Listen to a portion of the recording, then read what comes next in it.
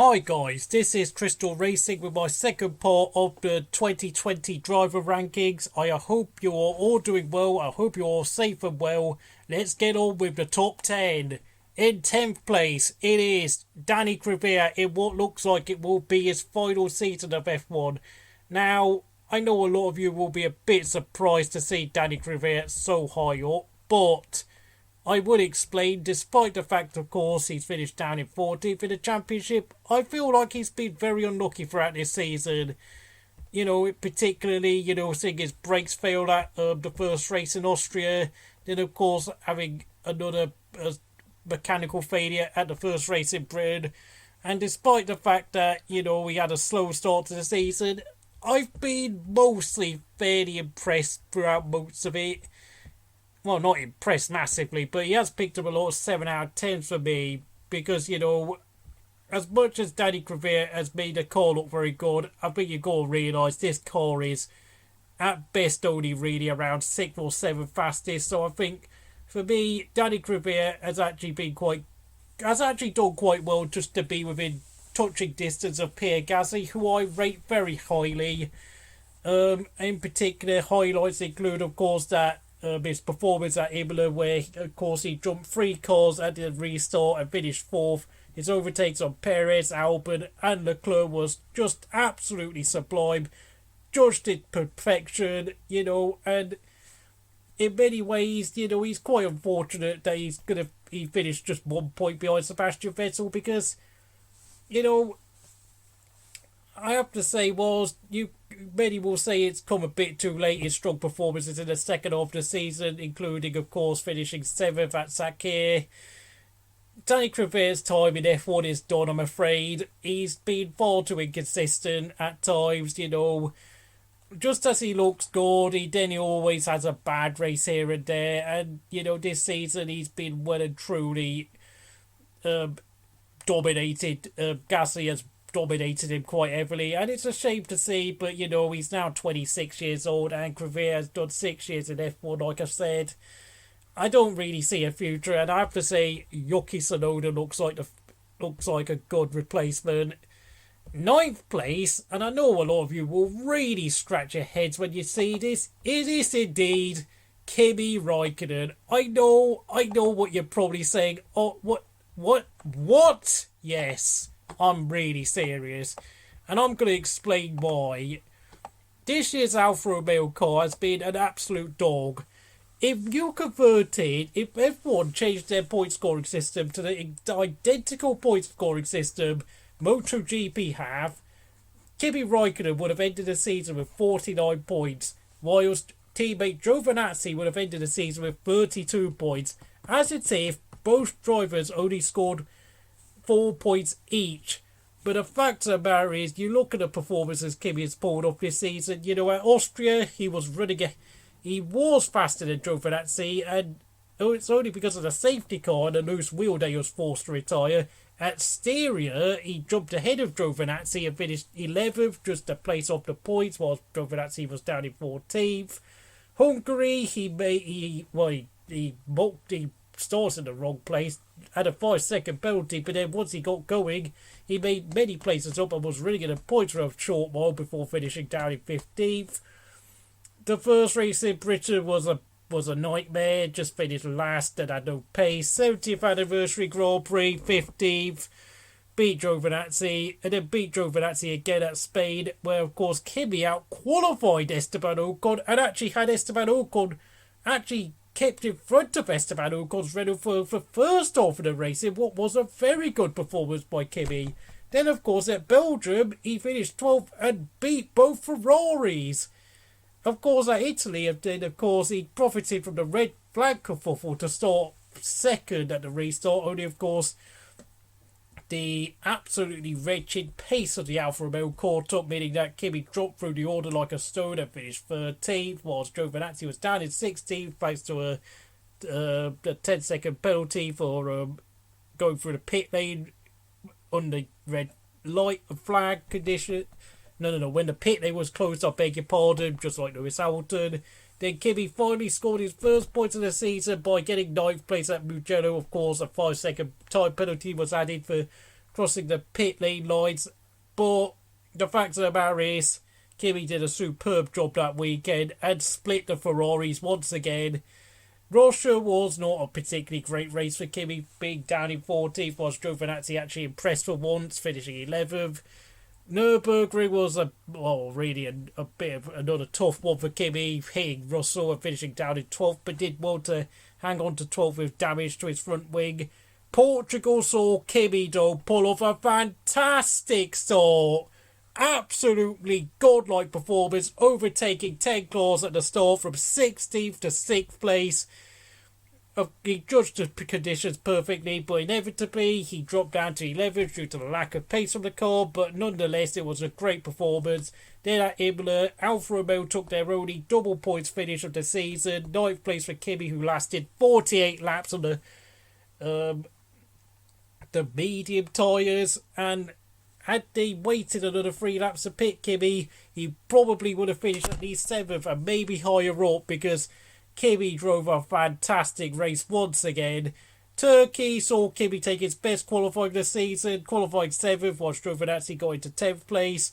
But of course, the varying conditions on Sunday caught both Alphas out. Giovinazzi retired with a technical issue, whilst Kimi struggled down in 15th.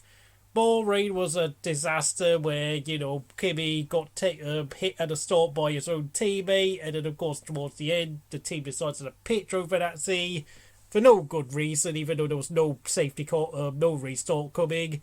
Sakir was more of the same, and then, of course, at the last race of the year, Kimi beat Giovinazzi by finishing 12th. Yes, once again, Giovinazzi destroyed Kimi in qualifying, but on race day, Kimi finished 20 seconds ahead in 12th place and beat both Ferraris again. Yeah, I know, of course, there's been a horrible lack of results for Kimi this season, but I think he's actually been better this year than he was last year when the car was a lot quicker. So for me, it's 9th place for Kimi. 8th place is Lando Norris, who you may notice has a score much higher than Kimi, but I will explain.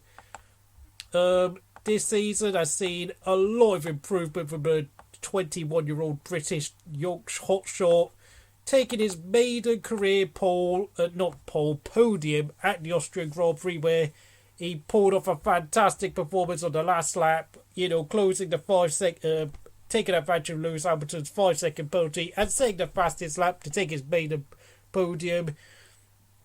And throughout the season, he's been very, very consistent. Regularly out-qualifying Carlos Sainz. I think did he win the qualifying battle? Yes, he did. He won the qualifying battle 9 times to 8 against his more experienced teammate.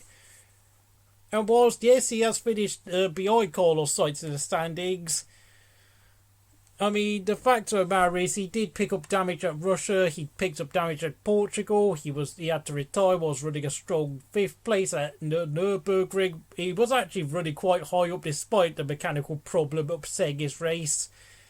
And it has to be said, in the last few races, he has kind of, he's taken a fight a lot more to Carlos Sainz this season, and he is one for the future, but it is very much thanks to him and Carlos Sainz that McLaren have got what I see as being a very well-deserved 3rd place in the standings. Next up, 7th place, Charles Leclerc. In my opinion, the young Monegasque driver has been far more impressive this year than he was last year, despite, again, the lack of results to show for it, due to the fact the car has been clearly worse. In the same way, Kimi's been more impressive, in my opinion, this year than he was last year, but of course, lack of results cannot show it. In the first race of the season at Austria, Charles Leclerc took an unbelievable 2nd place. I mean, yeah, the safety car helped him get a place on the podium, but the fact of the matter is that car at the start of the season was an absolute dog. My God, mouth-wateringly slow, poor handling, lack of downforce, lack of power, excessive drag. But Charles Leclerc wrestled that red dog into a podium place. Incredible. Unfortunately, though, of course, what came up next, at Styria was him taking his own teammate out on the first lap. But then, of course, and a result, I gave Charles Leclerc 2 out of 10 for that absolute dumb mistake. But he did kind of redeem himself slightly. Well, he didn't redeem himself at all at Hungary. No, sorry, I beg your pardon. Sebastian Vettel redeemed himself by taking 6th place thanks to his own good strategy. Was, of course, Leclerc went down the team's choice of strategy and finished down in 11th because, of course, Ferrari's strategy team are absolute morons. But then Charles Leclerc did actually redeem himself at the first race in Silverstone where he finished 3rd place. Yes, I know Bottas's tyre puncher dropped him out of the podium places, but Charles Leclerc was just absolutely sublime. And then once again, where I gave him 10 out of 10, then of course in the second race he finished 4th place. This time all the three main guys of course finished in the podium places, so I gave him 9 out of 10. Next race after that, I gave him 8 out of 10 for his performance at Spain despite retiring and driving without his seatbelts on. Belgium, though, was an absolute disaster, and I gave him 7 out of 10 due to the fact that I knew it was the pace of the car letting him down, not him. And then, of course, at Monza, I retired from the race after overcommitting and crashing into the corner. I gave him 7 out of 10 because it's so blatant. The SF1000 has been an absolute joke, and of course they only named it the SF1000 because of their 1000th anniversary race that then came up at Mugello, where despite qualifying an impressive 4th place, he finished down in 8th place thanks to Kimi's 5-second time penalty, but the race pace of the car was utterly abysmal once again. Oh my god, I want to choke, but nonetheless, though, I did give him, 9 out of 10 for his performance, just because, I knew it was a car letting him down, not him. Then I gave him 9 out of 10 again for his performance at Russia, despite taking out Lance Stroll. I was tempted to give him driver of the day, but because of what he did on the first lap to Stroll, I couldn't. I gave him another 9 out of 10 for his performance at the Nürburgring, finishing 7th. Due to, once again, yet another sublime performance in qualifying. I mean, the speed he has shown this season in qualifying has been utterly amazing. It's just been sublime. I mean, we should not be surprised. Of course, he took 7 pole positions in his first year at Ferrari, so why would he be any worse? Then I gave him 10 out of 10 for his performance at Portugal, for finishing 4th place.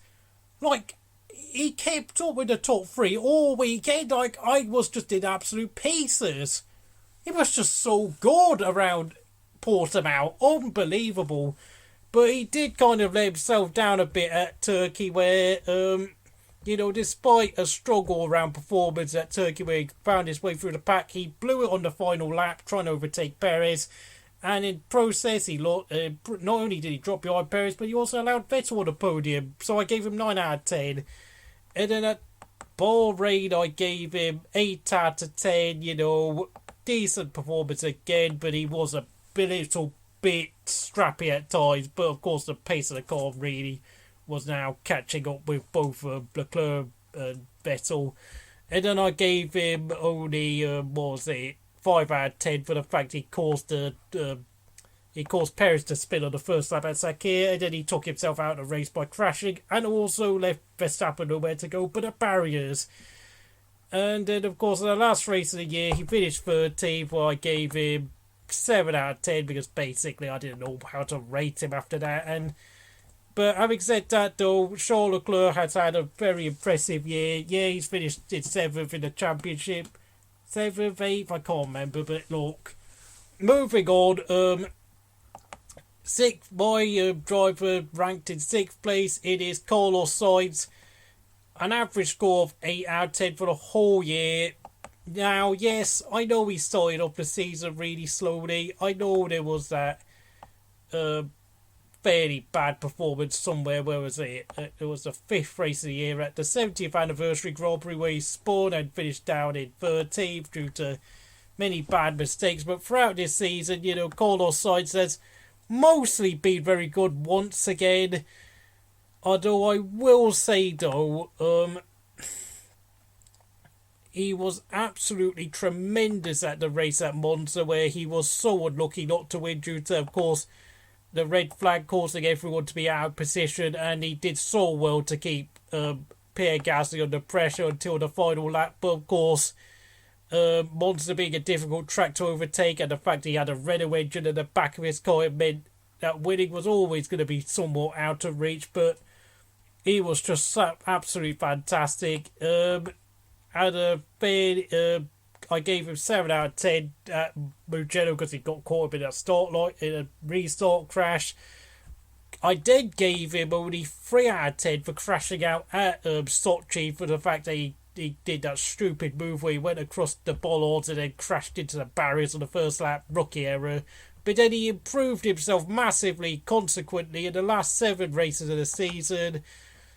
Finishing 5th at the Nürburgring, 6th at Portugal, 7th at Imola, and then 5th at Turkey and Bahrain, fighting his way through lowly qualifying positions due to the car having all sorts of issues. Finished 4th at Sakir. The pit strategy kind of let him down a bit, but I gave him 8.5 out of 10 for that. And then, of course, I gave him 9 out of 10 for his performance at Abu Dhabi for finishing 6th, meaning that once again, McLaren fully deserved P3 the Constructors' Championship, and Sainz looks like he's going to give Leclerc quite a few headaches next year at Ferrari. 5th place, it is Daniel Ricciardo, who in my opinion has been absolutely superb from start to finish this season. Only once has he had a score given to him lower than 5 out of 10, which of course was the 70th anniversary Grand Prix where he spun and finished down in 14th. Now, throughout this season, we had those 2 podiums at the Nürburgring and Imola. And the fact of the matter is, he has very much carried the point scoring burden for the team, almost doubling his points, doubling the points tally of his teammate Esteban Ocon, and finishing 5th in the drivers' standings. Of course, he does come 5th on this drivers' ranking list, and for me, when he got those 2 podiums at Imola and the Nürburgring, I gave him 10 out of 10. I also gave him 10 out of 10-ish at, I think, Mugello, and I can't remember where else. But, the fact of the matter is, I also gave him 10 out of 10 for his performance at the British Grand Prix because, he was the best. He got every little bit out of that Renault, which has not been a particularly impressive car, so for him to finish up in 5th place has been a job well done. Not really much to say, really, because I think we all rate Daniel Ricciardo very highly. 4th place in my driver's ranking, despite, of course, only finishing down in 10th place, has to be Pierre Gasly, who, for me, has come of age this season, consistently out-qualifying Danny Kvyat, and, of course, consistently outpacing him in the races. For him to finish on the same number of points of Lance Stroll, who in my opinion has been in the 3rd best car this year, for Gasly, who's been in what is, I believe, to be the 7th fastest car, has been amazing. And that win at Monza, utterly sublime. Yes, I know he profited from the red flag and the whole kerfuffle with Kimi starting 2nd and all that nonsense, but the fact of the matter is, when he got the lead, he kept hold of it, he showed so much composure, and whilst, he's also had a great performance since, qualifying 4th at Imola and retiring from the race. Yes, he was down in 5th place, but the fact of the matter is he looked good for a podium with what happened afterwards, and he was so unlucky. And that Ayrton Senna helmet will go down as being such an iconic one-off helmet design. It shows how much Pierre Gasly loves Formula 1 history. And, of course, finishing 5th at Portugal. What a performance that was. Just sublime. That move on Daniel Ricciardo and not Charles Leclerc. Why do I think that? And Carlos Sainz. Absolutely sublime move around the outside of turn 1. Just Pierre Gasly. I know I sound like I might be blowing smoke up his backside a bit too much, but if he keeps this up, maybe one day if he ever finds himself in a top car, he might be a championship contender. You never know. I mean, more crazier things have happened, and the way he has recovered his reputation since being dropped by Red Bull 18 months ago has been sublime. You've got to remember, his house he got robbed, his best friend Antoine Hubert got killed in a crash, and of course, and then he went and won at Monza. The stuff of dreams, the stuff of absolute legends. Third place on my driver's list, it is, of course, the man who could well be without a driver next season, Mr. Sergio Perez. Wow, I don't even know where to begin. Of course, early on this season, he missed out the 2 races at Silverstone due to catching the virus.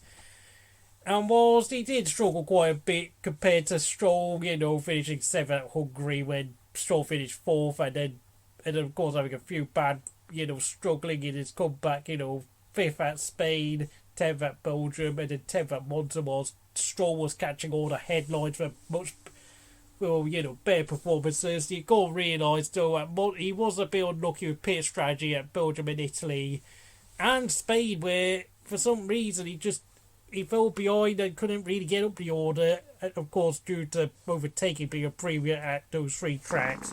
But from Mugello onwards, he picked up his form again, finished 5th, and then finished 4th at Russia and at Nürburgring in very impressive performances, back to his old self. And not only that, in the second half of the season, I've been giving him consistently 10s and 9s, and then of course at his last race at Abu Dhabi, I gave him 8 out of 10. Now, of course, he finished 7th at Portugal, probably not quite as impressive, but there you go. 6th at Imola, where he lost a potential podium due to the team's ridiculous decision to pit him before the safety car, and I don't know why they pitted him, considering they already pitted like at lap 10 or whatever it was.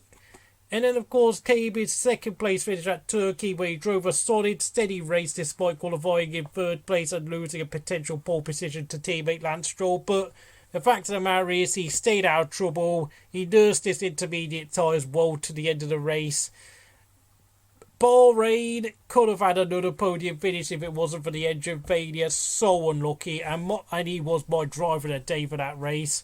Then, of course, this big moment came at the 2nd race at Bahrain at the Sakhir Outer Circuit, where he won his first ever Grand Prix at the age of 30, breaking Mark Webber's record of 190 record of most races before his Grand Prix win. Of course, it was Perez's 100th and 90th Grand Prix start, breaking Webber's record by at least 60 races. What a long time that is to win your first race in this sport. But it does prove how hard it is now with Mercedes' domination for any driver outside the top 2 or 3 teams to win a race.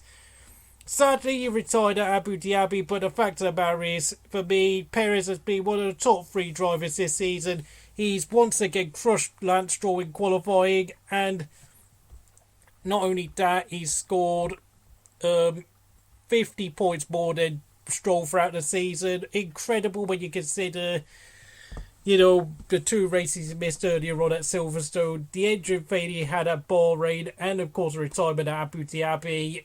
For me, he's been easily by far the best driver in the midfield, and I really do mean this when I say this.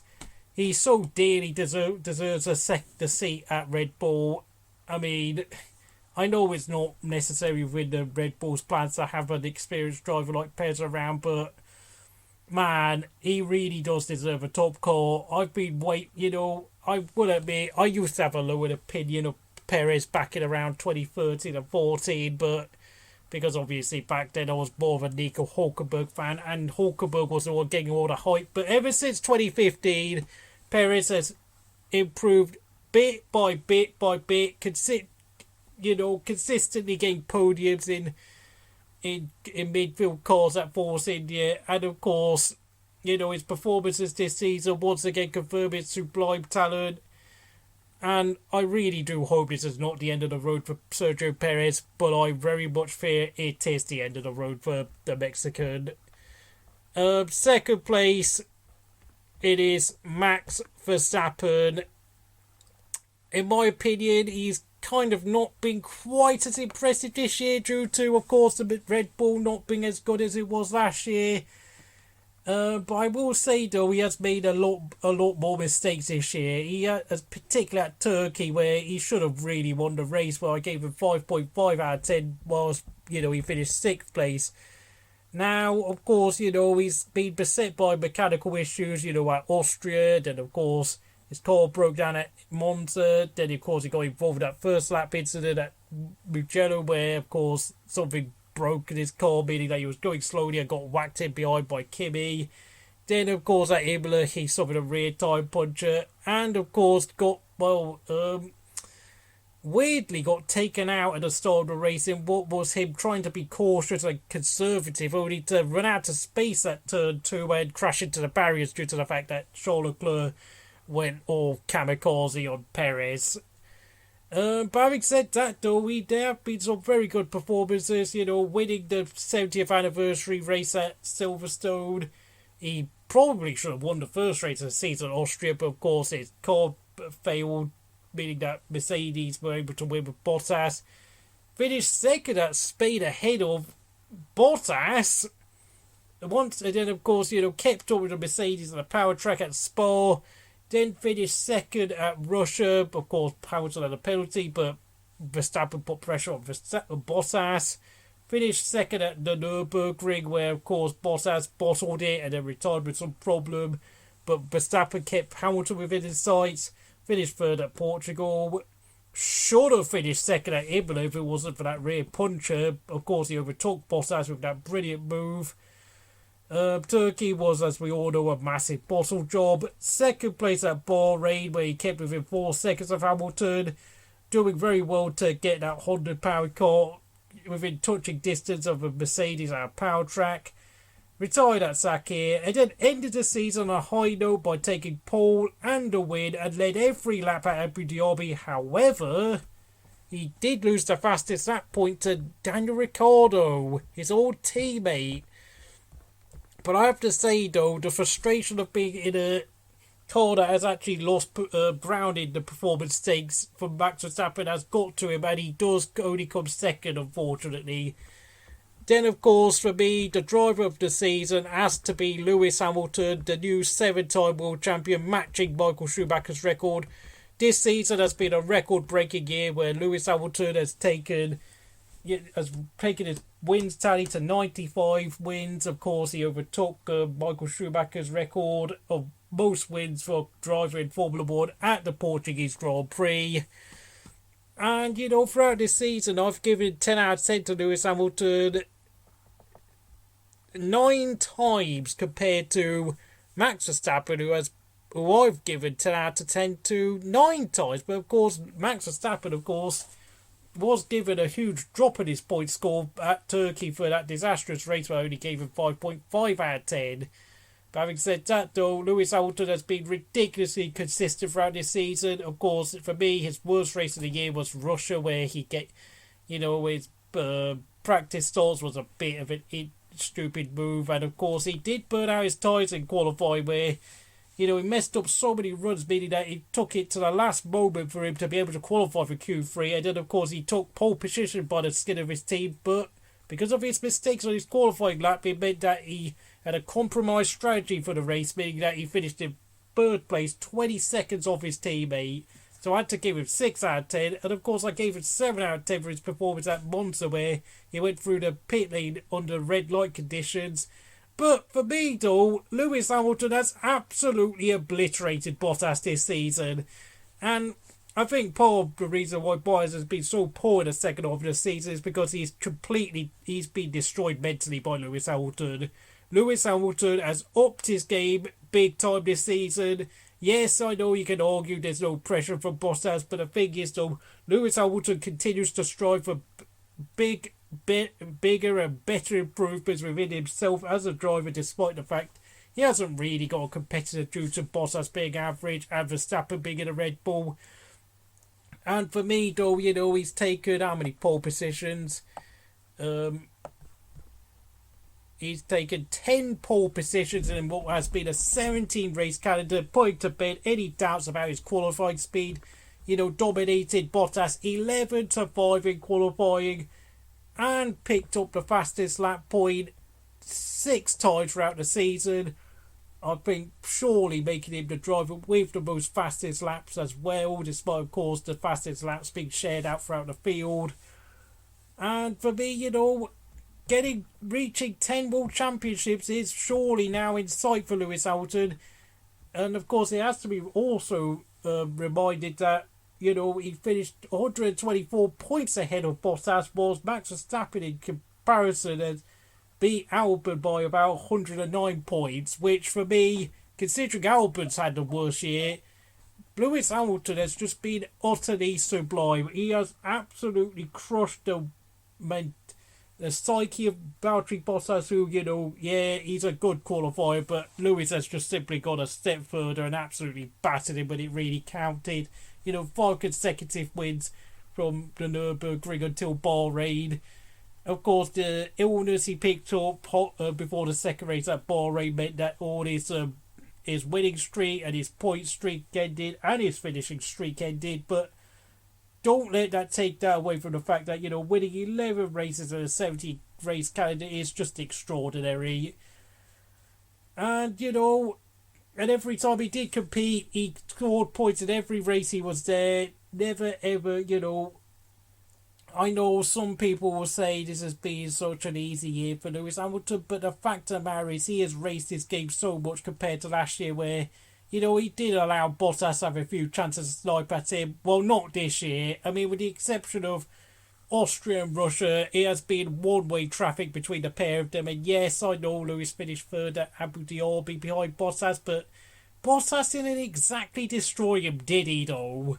So, there has been my driver review for 2020. I hope you enjoyed it. Do all the usual stuff, and I will see you again next time.